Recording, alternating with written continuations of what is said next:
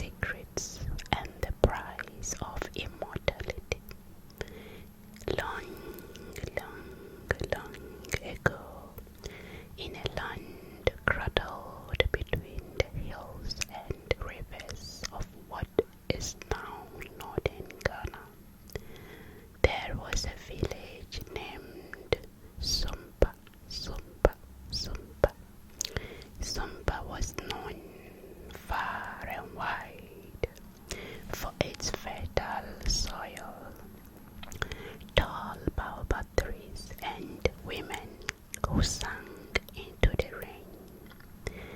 But more than anything, the people of Sumpa were known for one mystery, one legend, and walked among them. Her name was Epha. Epha never aged. No one could remember when she arrived. Some said she was born during the blood moon. Others claimed she had wandered into the village like one Hamatan morning, wrapped in silk and silence. All they knew was she had been there for generations, always watching, always smiling, her face untouched by wrinkle or time. She was beautiful in a way that stole the air from your chest. Her skin was as smooth as polished ebony, her eyes deep as the night sky, her voice soft and musical as though the breeze had leaned to speak. Epha lived alone in a round mud hut at the edge of the forest, where the trees grow so tall they whispered to the star. She spoke little, yet she was kind to everyone. She offered herbs to the sick, told stories to children, and every full moon she would place a bowl of milk and honey beneath the great Iroko tree. The villagers both loved and feared her. She is a blessing, some would say. She is a witch, some would whisper. A spirit in human skin, some would curse. And yet, after year after year after year, she did not age. The women who had once played with her as girls became mothers, then grandmothers. The boys who once blushed at her beauty now walked with canes. But Epha remained the same, and with time she whispers, and with time the whispers turned into quiet dread. Children were told not to stare at her for long.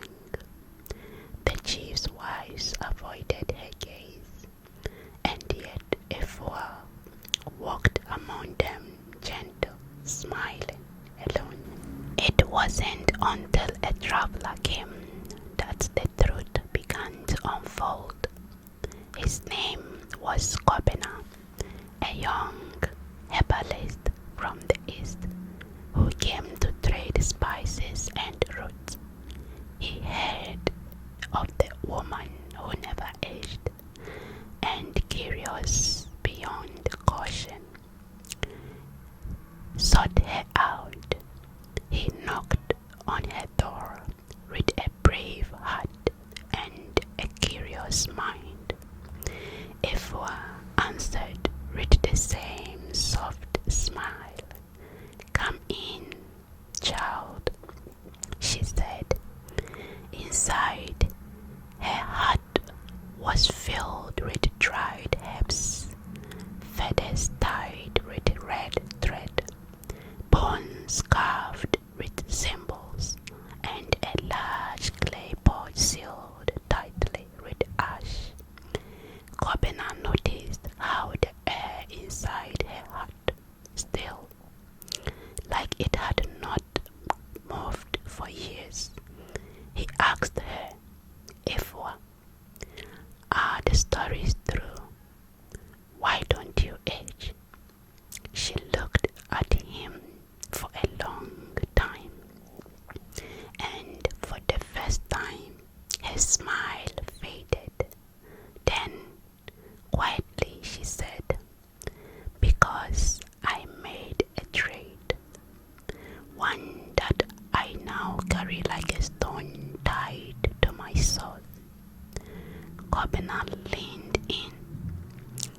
Epha reached beneath her sleeping mat and pulled out a bundle wrapped in banana leaves.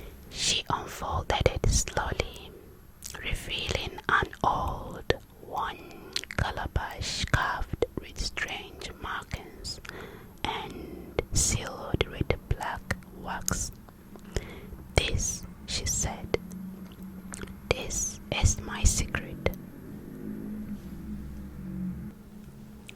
"This," she said, "this is my secret." She began to tell her story, not with pride, but with grief. Many seasons ago, when she was just a girl, no other than 16, she had watched her mother wither from a fever. Her father had died in war. Her brother were lost to famine. She had no one, nothing, except a desperate wish to never suffer again. She climbed the top of Mountain Adu, where it was said the gods could hear your cries if your tears reached the stone. There she met a spirit, not God, not man. It was made of smoke and wind, 1,000 whispers. It offered her a gift. "You will never age. You will never sicken. You will never die, so long as you never fall in love again." Epha, hollow, with grief and starved of hope, agreed.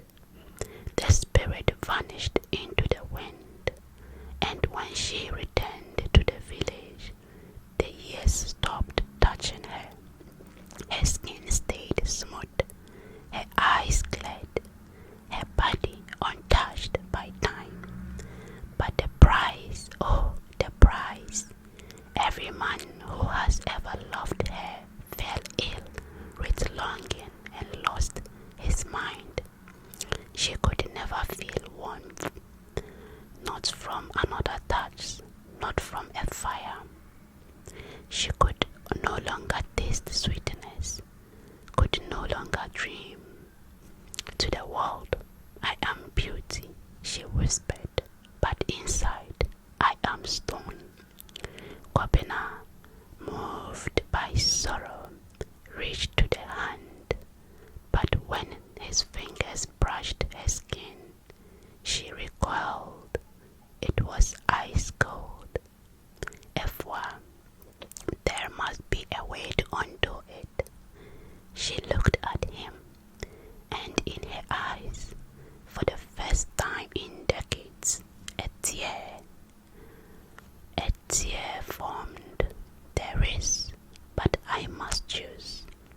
She stood, walked to the clay pot sealed with ash, and broke it open. Inside was a red stone, pulsing softly like a heartbeat. "If I bury this beneath the iroko tree and speak the forgotten words, I will age, I will live, I will die. And if you don't, I will watch everyone love turn to dust forever. I will watch everyone I love turn to dust forever." Kobina took her hand again, and this time she did not pull it away. And so that night, beneath the full moon, Epha stood at the foot of the iroko tree and buried the stone. The wind sighed, the stars blinked, and in that moment the curse shattered. She breathed, and for the first time in over a century, she felt warmth. Epha aged, not all at once, but slowly, gently. He married Kobina. They grew old together, tending herbs and teaching children about love,